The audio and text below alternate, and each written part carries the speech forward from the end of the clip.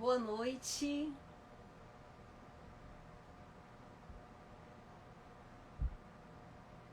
Boa noite vocês todos que estão chegando agora. Sejam bem-vindos a mais uma live do Evangelho do Grupo Espírita Paulo e Estevão. Estamos aqui recebendo algumas pessoas que estão entrando, na nossa live. Bem-vindos todos. Oi, Luciana, boa noite. Lilian, boa noite também. Paulo, Meire Serrano, Malu, boa noite, Malu. Fanny, Jaci Ferrari, são nomes que eu já estou identificando. Keila Cacau, bem-vinda. Oi, Fernanda. Marisol, bem-vinda.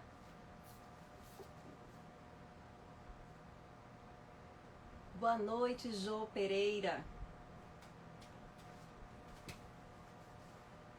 Sali Araújo. Boa noite a vocês que estão chegando. Que sejam todos bem-vindos mais uma vez. Vamos iniciando essa live do Evangelho, pedindo proteção e inspiração aos bons espíritos.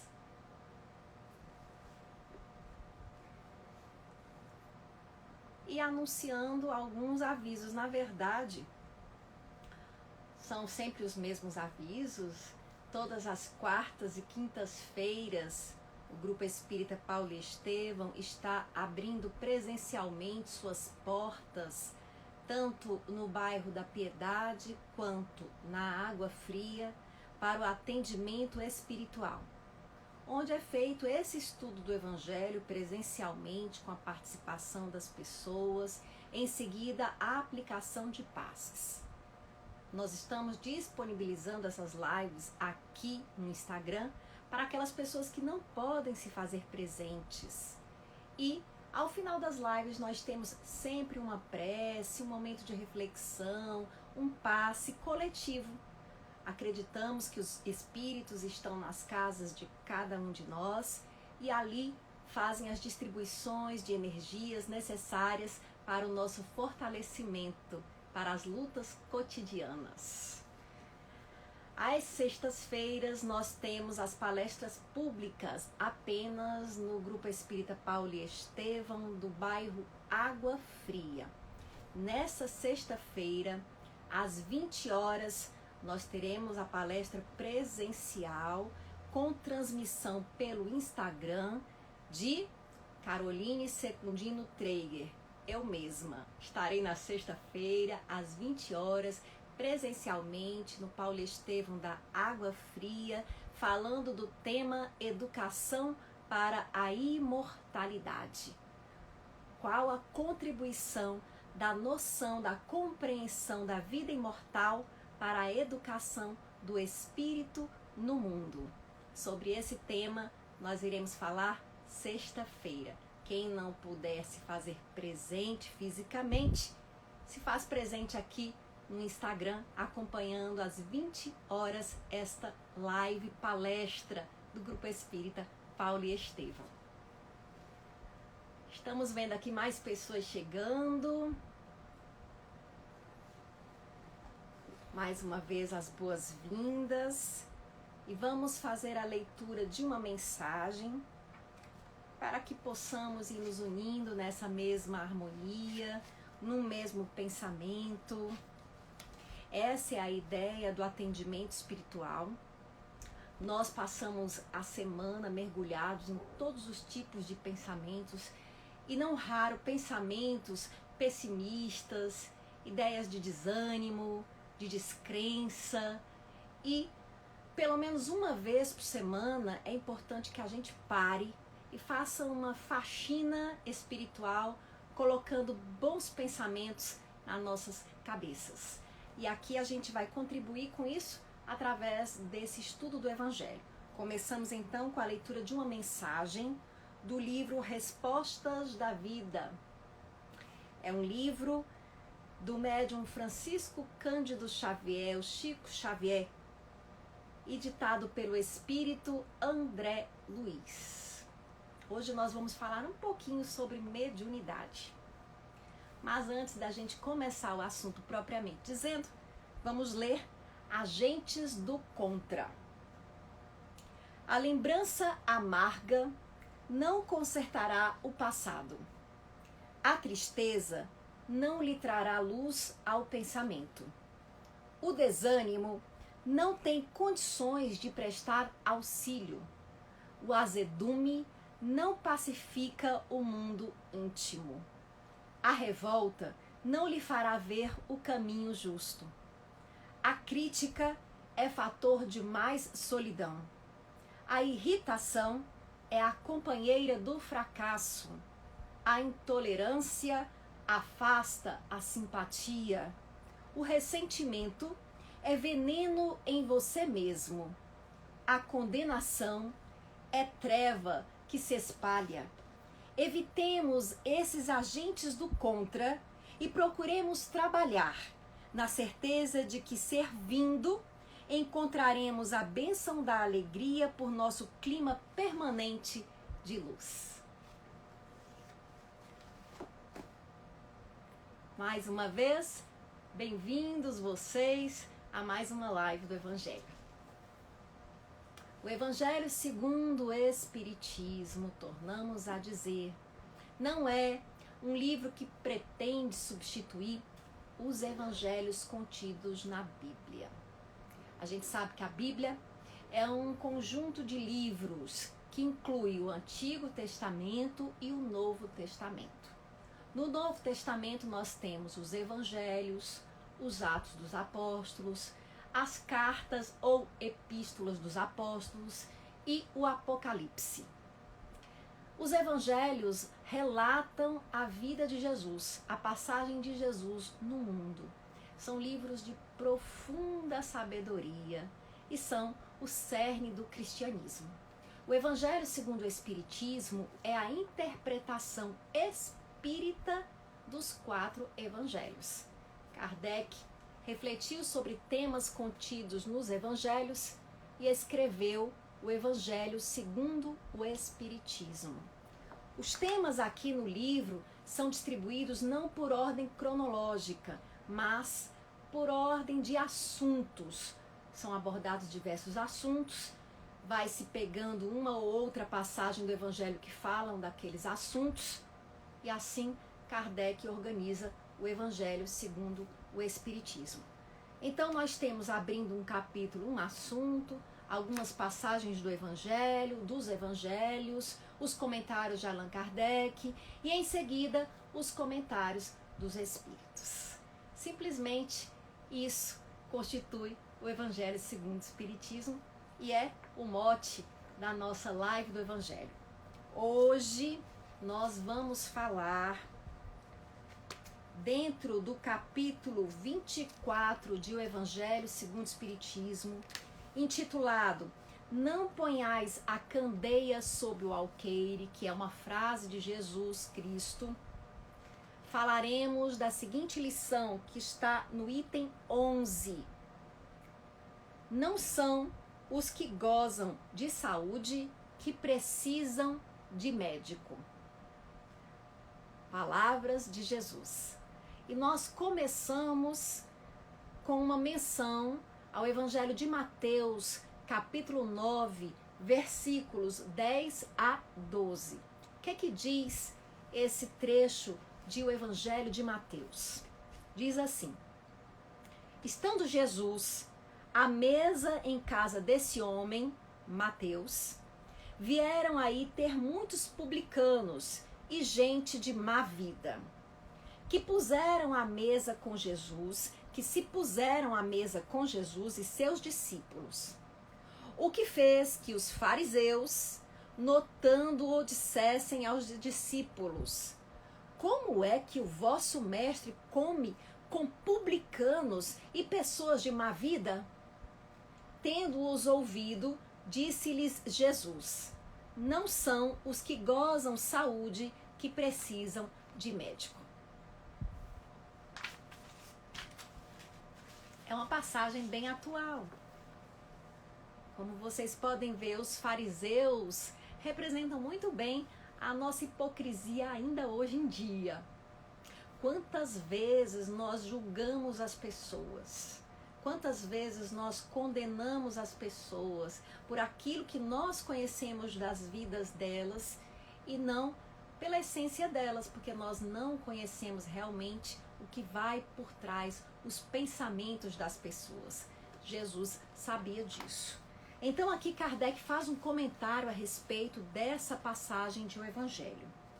E ele vai explicando, ele começa interpretando essa passagem, localizando-a no tempo de Jesus e na vida de Jesus. De fato, Jesus ele era seguido por pessoas tidas como pessoas de má vida. O próprio Mateus era um cobrador de impostos. Então, pessoas que não eram bem vistas, benquistas àquela época, estavam entre os seguidores de Jesus. E os fariseus, que eram os homens cultos da religião, eram os homens tidos como corretos, como representantes religiosos, ficavam condenando Jesus. Como é que esse mestre se deixa seguir por esse tipo de gente? E aí Jesus, percebendo esses comentários, diz: são os doentes que precisam de médico, não são os sãos. Então Jesus não reduzia os seus seguidores àqueles que eram tidos como pessoas de bem. Jesus incluía a todos. Então Jesus, muito antes do século XXI, em que se fala tanto de inclusão, de não preconceito, já tinha essa prática. Jesus não queria saber quem o estava seguindo. Aquela pessoa era bem-vinda, porque Jesus conseguia ver a luz que existia dentro de cada um. Ele enxergava Deus em cada um daqueles que o seguiam. E via naquelas pessoas uma abertura ao conhecimento. Como assim? Em outras passagens, Jesus faz referência a isso, a humildade. Então, o que é essa humildade? Essas pessoas, justamente por serem pessoas tidas como pecadoras, como pessoas erradas, eram pessoas que se colocavam em aberto para receber os ensinamentos de Jesus. Às vezes, quando nós nos achamos muito corretos, ou quando achamos que temos muito conhecimento, nós nos fechamos. Nós nos encapsulamos naquele conhecimento e não nos permitimos conhecer coisas novas. E assim estagnamos. Então Jesus percebia isso entre os fariseus, que eram os homens estudiosos. Eles estavam lotados de orgulho.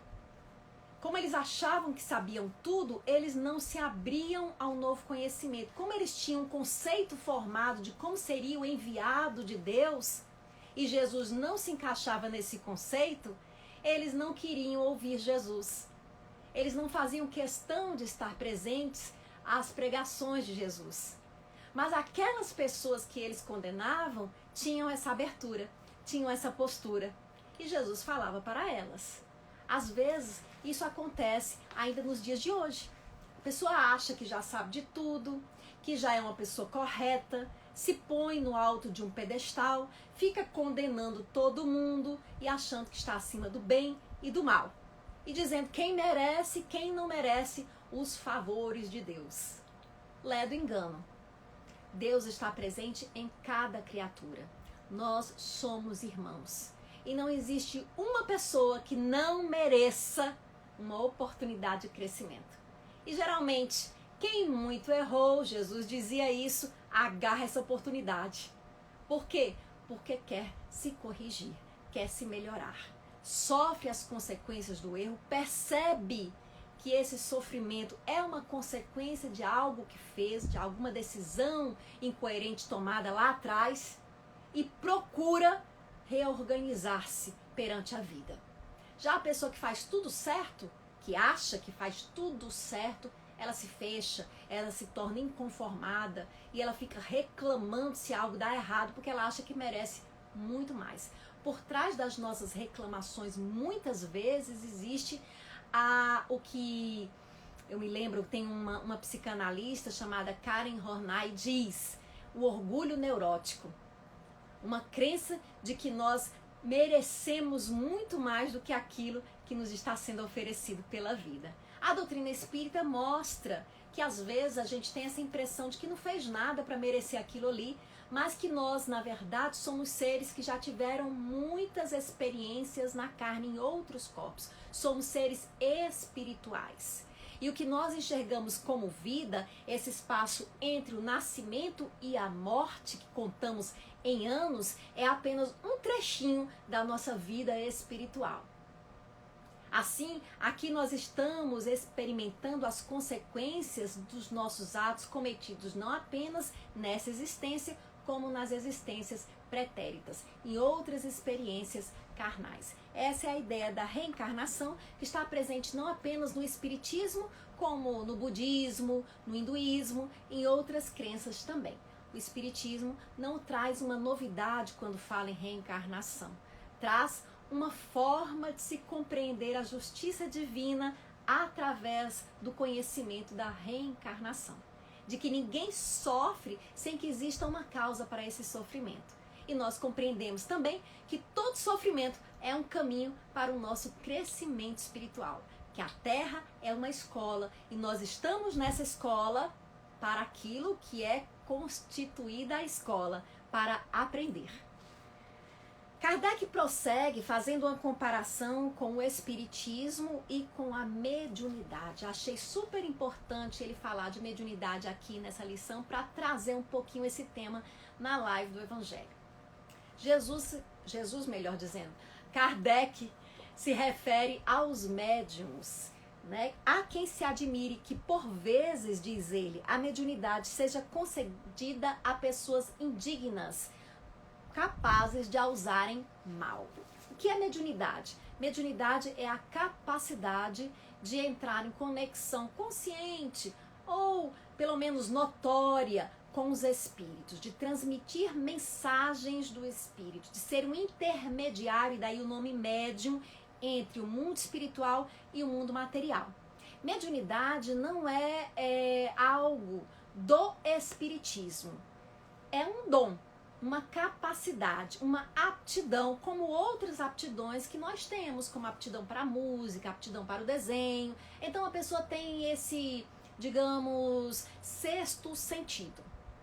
Então a pessoa tem o sexto sentido. A mediunidade, ela acontece inclusive fora do espiritismo.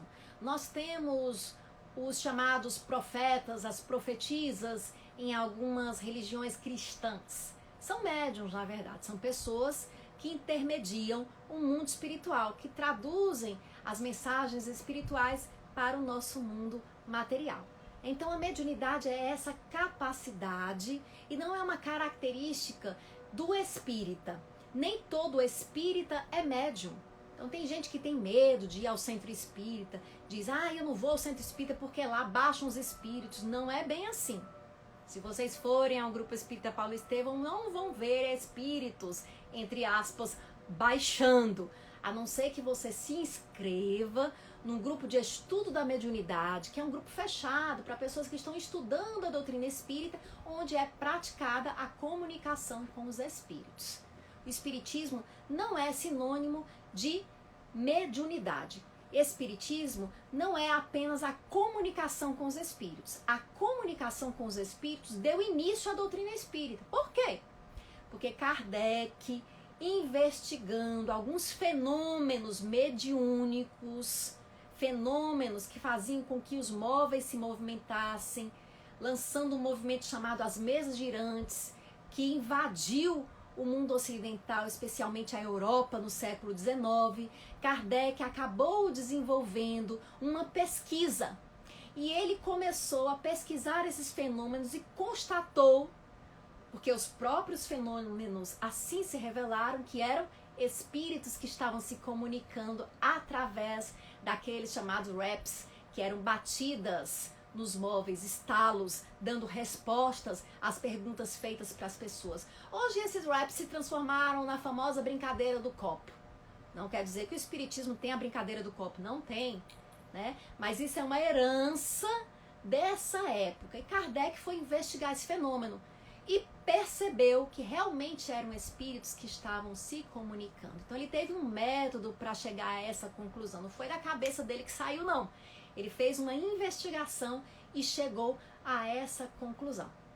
E ele percebeu que por trás desses fenômenos, né, esses fenômenos que ainda assustam as pessoas hoje em dia, como os chamados poltergeist, né, esses fenômenos tinham por trás energia doada por algumas pessoas que eram os médiums.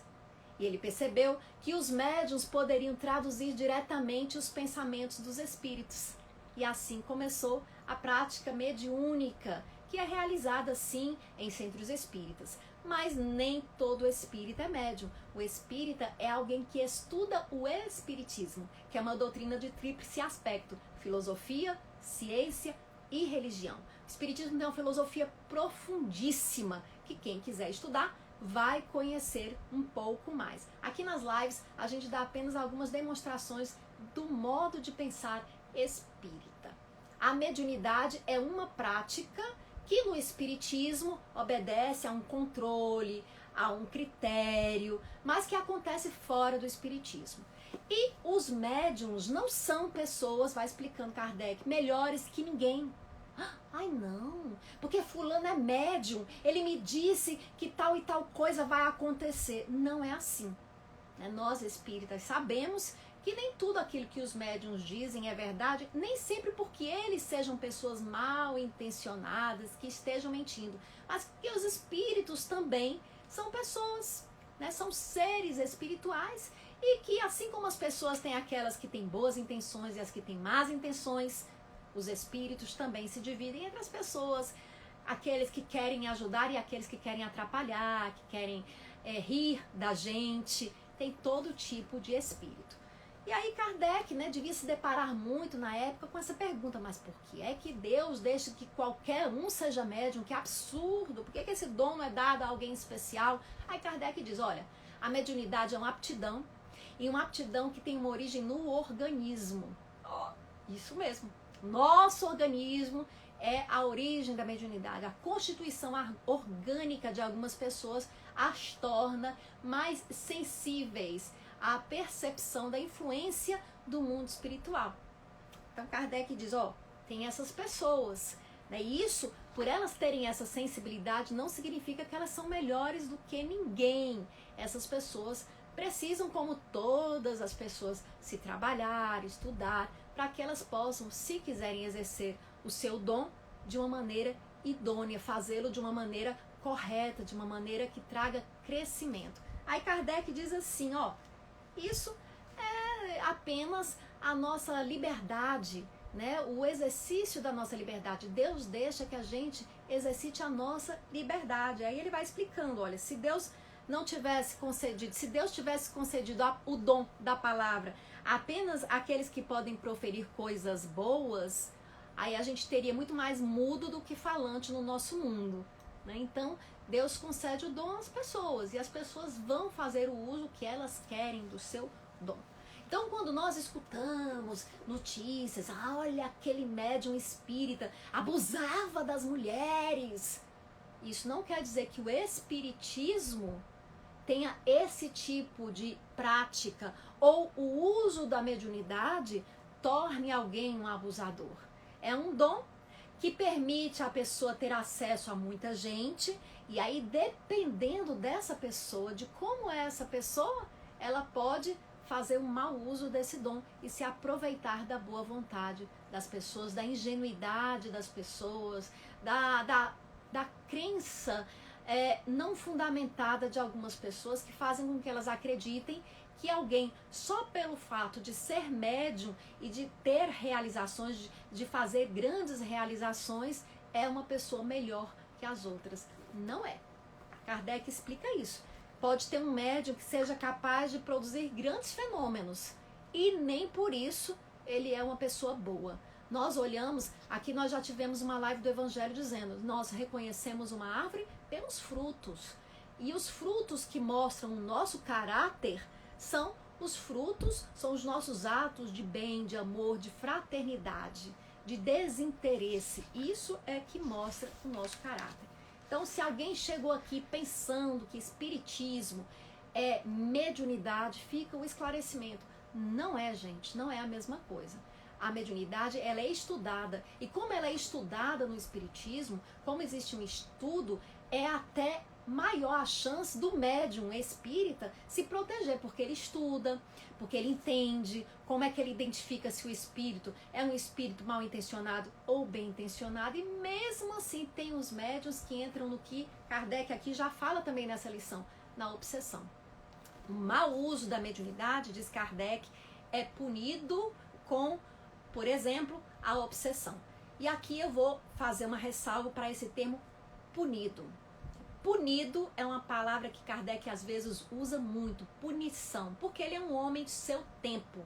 E é um homem num país eminentemente cristão, trazendo essa inovação que é a doutrina dos espíritos. Ele usa a linguagem usual no mundo cristão, que é a linguagem do castigo. Mas ao mesmo tempo, ele nos traz a revelação dos espíritos, que no mundo existe uma lei chamada de causa e efeito.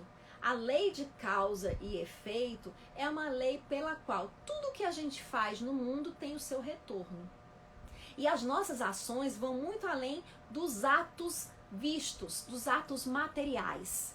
Os nossos pensamentos também são ações, espiritualmente falando. Os nossos pensamentos mobilizam a energia no nosso entorno.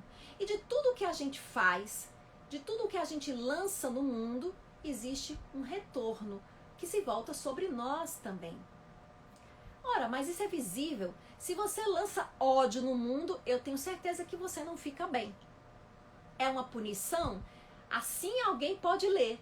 Mas na verdade é o quê? É a lei de causa e efeito. Esse nome punição é só uma forma de falar de que um ato ruim, um ato de desequilíbrio, vai resultar em desequilíbrio sobre a própria pessoa que realiza o ato. E aquelas pessoas que vibram na mesma frequência, que estão naquela linha de ação, seja daquele pensamento, seja daquele ato.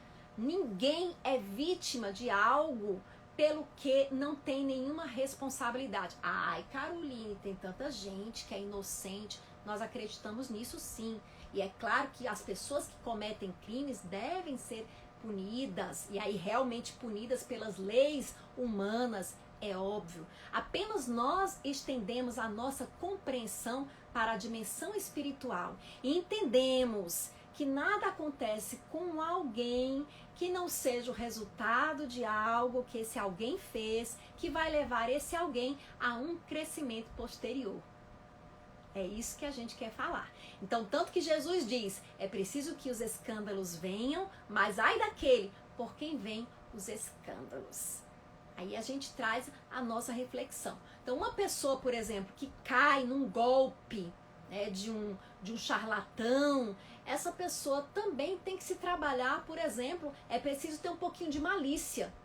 Não é verdade? Jesus diz assim, nós temos que ser mansos como cordeiros, astutos como serpentes. Então tem gente que pensa que ser bom significa ser tolo, ser ingênuo. Ingenuidade não é bondade. Ingenuidade é ignorância. Bondade é você sabendo o que é bom, o que é ruim, o que é certo, o que é errado, você escolher caminhos que tragam benefícios para todos e benefícios a longo prazo, benefícios espirituais. Aí sim nós temos o livre-arbítrio sendo exercitado, a escolha que revela quem é cada um de nós. Então a gente não pode confundir ingenuidade ou ignorância com bondade. Não é a mesma coisa, tá bom? Então aqui eu já falei um pouquinho dessa lição de Kardec, né, que ele traz pra gente, comentando a passagem de Jesus. E aí ele fala que realmente, quando uma pessoa faz mau uso da mediunidade, retorna sobre si mesma, essa pessoa fica mal, ela tem uma perturbação proveniente do mau uso da mediunidade. O fenômeno da obsessão é quando espíritos atrasados, espíritos equivocados, ficam influenciando essa pessoa, causando perturbação na sua vida. a gente ainda pode se aprofundar nos grupos de estudo do Espiritismo a respeito da obsessão, quem o quiser. E aqui, do mesmo jeito que nós atraímos espíritos perturbados, com os nossos pensamentos perturbados, nós atraímos bons espíritos através da prece, através da disposição para o bem. Nossa, Caroline, vocês espíritas, eu não gosto disso, vocês ficam falando de espírito o tempo todo, não é verdade. Nós temos uma visão de que o mundo é constituído de matéria e espírito. Então nós temos o mundo material e também o mundo espiritual. A humanidade é além do que os nossos olhos veem. E assim como nós estamos interagindo uns com os outros materialmente, nós estamos interagindo uns com os outros espiritualmente também. É apenas essa compreensão que abre a nossa visão para além dos limites da vida particular. Isso traz para a gente uma responsabilidade social, uma responsabilidade com o mundo, porque eu entendo que a minha ação vai além daquilo que os meus olhos podem alcançar. E eu entendo o tamanho da minha responsabilidade, daquilo que eu estou jogando para o mundo, do que eu estou fazendo no mundo.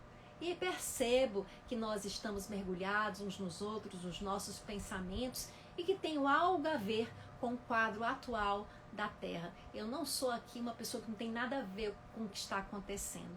Como eu estou contribuindo, fica essa reflexão, para que o mundo seja melhor. Que tipo de pensamento eu lanço no mundo? Que tipo de palavra eu lanço no mundo? Que tipo de ação eu lanço no mundo? Essa é a reflexão para a qual nos convida o Espiritismo. Nós somos todos os construtores do nosso planeta. O que nós estamos fazendo dele? Bem, gente, quero aqui ver os comentários de vocês, as participações de vocês. Tem gente aqui falando dos grupos de estudo, do Espiritismo, do ESD, né? Gostam dos grupos de estudo. Vendo muita gente aqui, Jucá Filho presente, Quilvia querida, Ivan Fontinelli também presente. Deixa eu ver, a Carolina Coelho fez aqui um comentário. Quando se tem esse entendimento, nossa responsabilidade é muito maior e não é nada fácil. Por outro lado, nós também temos mais consciência, nos sentimos menos vítimas, vivemos um pouco mais leves e felizes porque sabemos que temos algum controle, né, sobre o que nos acontece, que os nossos pensamentos têm efeitos grandiosos. Então nós começamos a entender isso também. Carol, como o Espiritismo, pergunta Paulo, é visto nos dias de hoje em sua percepção? Só sei que estou amando conhecer a doutrina. Bom, o Espiritismo já tem mais de 100 anos, né? O Espiritismo começou em 1857, né? A doutrina espírita. E aí, assim, de lá para cá, muita coisa já aconteceu, né? Por exemplo, o nome Espiritismo. Esse termo Espiritismo, ele foi criado por Allan Kardec para identificar aquele conhecimento que estava se formando ali naquela época. Então, assim, porque ele dizia, a gente pode se dizer espiritualista. Então, espiritualista é quem acredita na realidade desse mundo espiritual, mas não necessariamente é espírita, né? É conhecedor desse conhecimento que estamos aqui organizando. Então, ele começou a chamar de espírita essa pessoa que tinha esse estudo. E espiritismo, essas pessoas interessadas no que ele chamava ciência espírita. Então, isso era o espiritismo. Quando o Espiritismo chegou no Brasil, né, o Brasil tinha uma cultura diferente da França, onde ele se originou. Né? O público francês é um público mais culto. O Brasil é um país enorme, um país com grande desigualdade social. Então, o Espiritismo chega aqui e é um país cheio de carências, mas também um país que já tem uma semente de espiritualidade, de mediunidade diferente, porque aqui nós temos a herança trazida pelos africanos do conhecimento da realidade espiritual. Então, existe um contato com o mundo espiritual já aqui no Brasil, e existe também uma grande força católica, porque é um país eminentemente católico quando chega o Espiritismo aqui. Então o espiritismo meio que se mistura um pouco, né, nesse povo que já tem esse conhecimento espiritual vindo da África, vindo dos índios também, né, dos povos indígenas, que são realmente o povo originariamente brasileiro, e mistura também com esse conhecimento cristão vindo através da Igreja Católica. Então ele acaba ganhando nuances desses vários conhecimentos. E aí existe um espiritismo popular, né, que é como o espiritismo é conhecido no Brasil, que aí tem os trabalhos de cura, né, esses centros de cura. O espiritismo no Brasil ele ganha um viés em que se evidencia os trabalhos de caridade, onde se vai às comunidades, onde se atende as pessoas com os famosos sopões, e aí nós temos como uma grande referência a figura de Chico Xavier. Então o espiritismo ganha esse caráter aqui no Brasil, né, isso é muito específico. Acaba que ele perde um pouco, como, né, não tem essa mesma tradição do francês, do estudo no Brasil, ele acaba perdendo um pouco desse caráter da pesquisa, da ciência, da reflexão filosófica. Então o espiritismo popular ele se espalha através da prática da beneficência, né, dessas práticas de caridade. E é um espiritismo muito passado de boca a boca. Então nem todos estudam realmente a doutrina espírita, mas passam a se dizer espíritas, mas não conhecem realmente aquele conteúdo doutrinário espírita. Existe hoje no Brasil, né, grupos que tentam resgatar essa prática do estudo do espiritismo no conhecimento doutrinário espírita. E existe esse espiritismo popular, né, no Brasil. E existem as outras práticas que se denominaram espiritismo, né? A gente pegaram esse termo que Kardec criou, se chamam espíritas, mas não são realmente espíritas, pelo menos como o termo foi criado, né? Para o que o termo foi criado, porque foi criado por Allan Kardec para designar especificamente esse estudo. Aí nós temos, por exemplo, centros espíritas que não são realmente conhecedores, né, do espiritismo trazido aqui ao Brasil, o espiritismo de Kardec. Daí se denominou esse espiritismo, como aconteceu isso tudo, de kardecismo. Por isso que vocês vão encontrar a gente dizendo, eu sou kardecista. O que alguns espíritas questionam, porque dizem, gente, kardecista, mas aí é seguidor de Kardec. E Kardec deixou muito claro que a doutrina não é dele, é dos espíritos, ele é um organizador, entenderam? Então, fica essa confusãozinha às vezes, mas por mim a gente entende o que a gente quer dizer quando é espírita, kardecista, tanto faz. O importante é que a gente entenda que o espiritismo ele cresceu, e como tudo que cresce, né, se espalha e vai ganhando um pouquinho da característica de onde está, né, sociocultural do ambiente. E isso é inevitável, isso não é necessariamente algo ruim, né, mas ele se popularizou muito dessa forma, entendeu, Paulo? Então é isso que a gente pode dizer que acontece com o espiritismo hoje. Então você vai conhecer o espiritismo, às vezes de formas inusitadas, né? Tem gente, eu fui no centro espírita, onde eles usam bisturis, onde eles fazem cirurgias espirituais, botam esparadrapo e tudo. Não é realmente uma prática que condiz com o espiritismo doutrinário, né? Com a doutrina espírita. Não, Caroline, não. Porque Kardec, ele fala, né, ele através das pesquisas com os espíritos, que é desnecessário, não tem necessidade de esparadrapo, de bisturi, de nada disso, né? Uma cura espiritual é realmente uma cura espiritual, é por meio de fluidos. Então, isso quer dizer que esse tipo de trabalho não presta? Não, não estamos dizendo isso não, né? Só estamos dizendo que não é o que está ali caracterizado como espiritismo quando Allan Kardec nomeou a doutrina espírita, entendem? Mas eu vejo efeitos, e tem efeitos, só que, segundo o espiritismo, esses efeitos se devem à fé, né? À crença da pessoa de que aquilo ali realmente está designando, caracterizando uma cirurgia espiritual.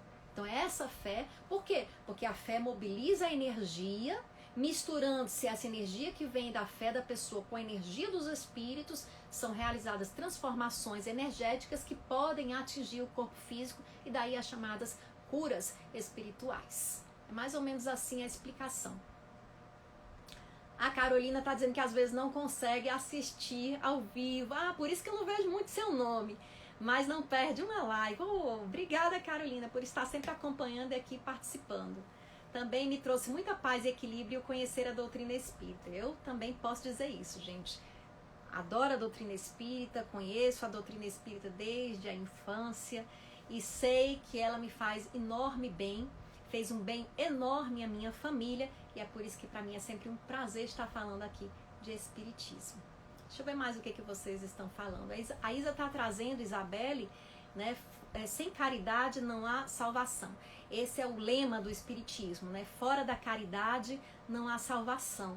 Porque a doutrina espírita, ela não pretende ser a doutrina que leva o espírito ao crescimento espiritual. Não. Ela é uma das opções oferecidas de conhecimento do ser humano que o aproximam de Deus. E daí o religare, né, que constitui uma religião. Aí o seu viés religioso. Mas não é a única, não. O que realmente nos, entre aspas, salva, né? O que nos melhora, o que nos faz crescer espiritualmente e nos garante uma paz espiritual é a prática do bem e do amor ao próximo. É o que nos ensina a doutrina espírita. Oi, Eliene, estou vendo que você está aqui. Isa está dizendo que o conhecimento da doutrina espírita trouxe mais equilíbrio para a sua vida. Marisol está dizendo que é fácil entender o que eu digo. Que bom, Marisol. Obrigada pelo feedback. Então, deixa eu ver se vocês estão aqui colocando mais coisas.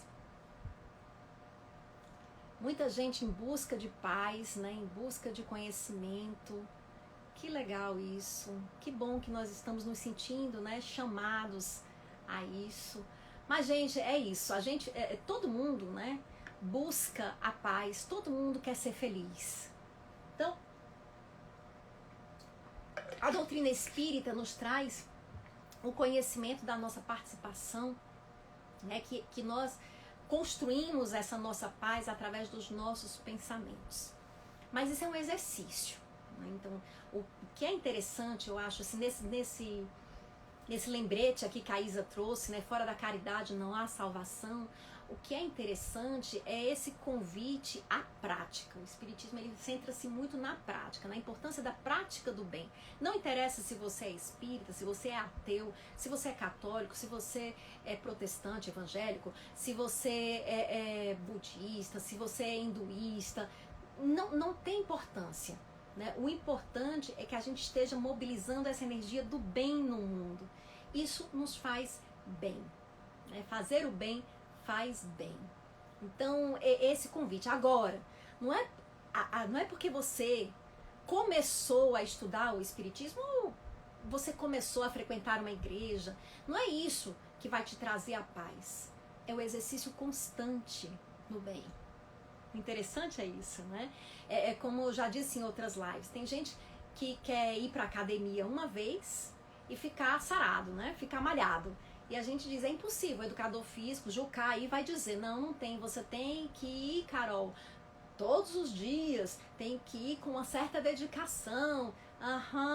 Tá, eu queria ir só uma vez e ter esse efeito, mas não dá, gente, a gente tem que ficar indo sempre. Isso acontece fisicamente, espiritualmente é a mesma coisa. Nós temos que ter uma prática diária da reflexão, do pensamento voltado para o bem, dessa limpeza espiritual, da prece, da meditação, enfim, o que você se sentir mais afinizado, mas você tem que ter uma prática espiritual constante para sentir os efeitos dessa vivência espiritual na sua vida. Olha, o Duarte está dizendo que a esposa dele fez uma cirurgia e está se recuperando. Aí ele diz assim, se puder colocar o nome dela na prece. E diz que o nome dela é Edna. Pronto, nós estamos aqui pensando no bem da Edna, mas eu vou te dizer uma coisa, Duarte. O seu pensamento é o mais forte de todos, porque você conhece a Edna. Então, quando você pensa na Edna com amor, desejando o bem para ela, não acredite que o seu pensamento não tem força porque você é uma pessoa normal, uma pessoa comum. Não. Deus está em você também. E você está doando a sua energia de amor imensamente. E os bons espíritos pegam essa energia e mobilizam essa energia para o bem da Edna. Então, quando você faz esse convite, ela já está sentindo os benefícios. Não duvide. Aí às vezes a pessoa diz, Carolina, não acredito muito em prece, não. Acredito prece não, porque eu rezo, e eu saio de casa, eu bato carro, eu adoeço, mesmo fazendo prece. E aí a gente diz, imagine se você não fizesse. A prece não vai nos tirar desse mundo assim, não. Nós não vamos ficar imunes à vida material, não. Nós vamos continuar sofrendo os efeitos da vida na vida, né? No nosso dia a dia. Nós continuaremos tendo corpo físico, o vírus continua no ar, não é porque eu faço prece, a gente pode abusar da realidade. Eu faço uma prece, eu vou sair aqui em plena Fortaleza, uma cidade perigosa, falando no meu celular, no meio, 2 horas da manhã, mas eu tô em prece, Deus me ajuda. Não abuse da boa vontade divina, não. Não é assim. Não é desse jeito que funciona. Você tem que ter prudência, você tem que ter bom senso, né? Então, tudo isso é que vai transformando. Mas tenha certeza que a prece já ajuda a amenizar qualquer coisa, né, que possa acontecer com você. Se aconteceu algo ruim, mesmo você fazendo prece, você fazendo bem, pode ter certeza, era pior se você não estivesse fazendo. Porque já cria um campo de energia diferenciado em torno da gente. Então vamos acreditar realmente. Célia está dizendo, praticar diariamente. Exatamente. Paulo diz, por ser uma doutrina consoladora, a mesma nos permite a buscar a profundidade da nossa evolução. O Espiritismo, quando se diz consolador, né, ele tem uma proposta de resgatar, né, o ensinamento de Jesus. Como assim resgatar o ensinamento de Jesus? O ensinamento de Jesus estava perdido? É mais ou menos isso mesmo, né? O que aconteceu? Com o passar dos séculos, as mensagens de Jesus, como eu falei que acontece com o Espiritismo aqui no Brasil, aconteceu com o cristianismo no mundo, né? As mensagens, elas vão passando de pessoa para pessoa e vai se perdendo o foco. Então o que aconteceu? O cristianismo acabou ficando muito focado nas fórmulas, nas formas, nos rituais, né? E se esquecendo o que realmente Cristo nos convida a fazer, que é o quê? Que é uma transformação interior, né? Em que ele diz assim, olha, nem todos aqueles que dizem Senhor, Senhor serão salvos. Então não basta a gente estar fazendo aqui fórmulas. Então muitas vezes os cristãos, é porque eu vou à igreja, né? É porque eu comungo. Ou até o espírita diz, é porque eu vou ao centro espírita, porque eu tomo passe. Então vai achando que essas formas podem substituir as essências, né? O que é essencial. E aí o Cristo não, ele fala a essência do homem, a prática do bem. Então o Espiritismo ele tem essa proposta inicialmente, né? Quando Kardec, né, começa a organizar através dos estudos a doutrina espírita, ele chama a atenção nisso, porque o Espiritismo não tem sacramentos, não tem ritos. Caroline, tem sim, o Espiritismo tem rito. Lá no Centro Espírita, eles fazem o passe não é um rito, tá certo? A prece não é um rito. Um rito é aquele gesto, e isso teologicamente falando, né, dentro da religião, o rito, né, sociologicamente pensando, ele é aquele gesto simbólico, ele simboliza algo, né, que talvez as palavras não consigam simbolizar e é transformado em gestos. Então são práticas que têm uma simbologia por trás, que vai além daquela prática. Então, por exemplo, no rito da primeira comunhão, né, da comunhão, é o corpo de Cristo, a hóstia, né? Então, aquela hóstia, ela é o corpo do Cristo que você absorve. Isso é muito simbólico, né? A hóstia é isso. Para o espírita, o passe é uma transmissão de energia, não está simbolizando a transmissão de energia, não está simbolizando o gesto de Jesus, não é isso não. É porque é como o passe, que é a imposição das mãos, né, que fazem no centro espírita, está se transmitindo uma energia, né? O médium passista, como a gente chama, aquele que coloca a mão, ele na verdade está doando o seu fluido material para que os espíritos, que são os bons espíritos, façam, né, alguma intervenção na pessoa que recebe o passe para o seu benefício, Entendem? Então, a prece, ela não é um símbolo. A prece é a prece mesmo, né? A prece é uma conversa com Deus, que muda a nossa frequência vibratória e que gera consequências. Então, assim, o espiritismo, ele não tem essas... Isso é errado? Não é errado, gente. Não tem nada de errado no símbolo. Apenas as pessoas, são as pessoas, tendem a se acomodar nas práticas, muitas pessoas, e esquecem do que realmente é importante, né? Agora sim, no centro espírita você encontra isso também. Tem gente que fica aqui, o centro espírita tem um horário. A reunião começa às 7h30. Claro que a gente tem que ter uma disciplina, né? E começar às 7h30 e convidar as pessoas para estarem no centro espírita às 7h30. Mas aí se a pessoa chegou às 7h45, aí ele vai dizer, olha, você vem trazendo os obsessores e tudo e tal, não pode. Opa, meu amigo, peraí, o que é que a pessoa que sempre veio, que fez um sacrifício... Então isso acontece, falhas humanas. É a nossa tendência a querer fazer fórmulas. Por quê? Porque as fórmulas são mais fáceis, né? É muito mais fácil eu seguir uma prática, né? Uma recomendaçãozinha. Carolina, qual é a receita? Você faz assim, antes de dormir você faz uma prece, quando acordar você faz outra prece, você faz o evangelho no lar. Eu sigo a receitinha e não me olho, e não me conheço, não tento me transformar. É muito mais fácil. Ou era tão bom se fosse assim, mas na verdade não é. Então o espiritismo é consolador porque ele resgata a mensagem de Jesus, que é uma mensagem consoladora. Como assim consoladora?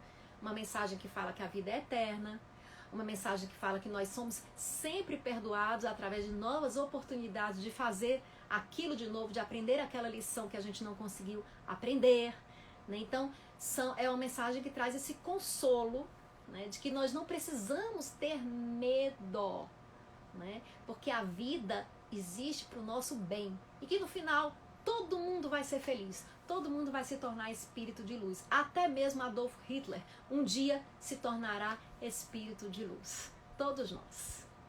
Então deixa eu ver aqui mais para a gente poder ir encerrando. A Marisol está desejando uma boa recuperação a Edna. Estamos todos desejando uma boa recuperação a Edna. E a todo mundo, gente, que tiver mal. Vamos fazer o seguinte, vamos fazer aqui já o nosso fechamento. A Galeteria Chefão está dizendo, Deus não dá o que você pede, mas o que você precisa. A vida oferece. Então o que a gente pede a Deus? Deus, por favor, me dê a capacidade de aceitar, lembram a prece de aceitação, né? As coisas que eu não posso mudar. Que eu tenha paciência, que eu tenha compreensão, que eu tenha tolerância. São bons pedidos para a gente fazer a Deus. E aqui, oi Rociane, vendo aqui você chegou atrasada, mas chegou. Tá aí, querida Rociane. Que blusa linda, muito obrigada, bom gosto, eu tenho. Gente, muito obrigada aqui pela presença, pelas palavras que vocês falam, agradeço mesmo. E vamos fazer aqui então um passe coletivo, né? Então eu vou convidar vocês, né, a fecharem os seus olhos. Por que eu vou fechar os olhos? Pra vocês não se distraírem, mas podem ficar de olho aberto se quiserem, também não tem nenhum problema. Vou ler uma mensagem e eu vou pedir o seguinte, que enquanto eu estiver lendo essa mensagem, vocês visualizem, tragam fortemente a imagem do próprio Mestre Jesus, mas pode ser um outro ser de luz em que você confie. Traga essa presença e visualize ele impondo as mãos sobre sua cabeça e você sendo banhada ou banhado em luz. Sinta isso. Então respira, fique confortavelmente sentado para receber esse passe.